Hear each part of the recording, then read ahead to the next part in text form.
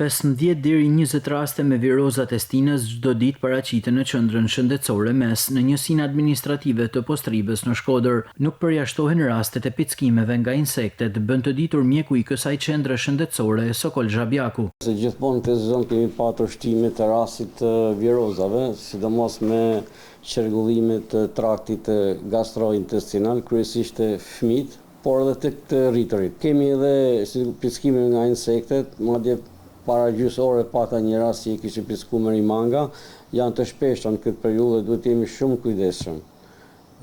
Duhet të japim trajtimin në mënyrë të menjëhershme, sa më shpejt mundësisht. 15-20 raste në ditë patjetër, po nganjëherë edhe më shumë.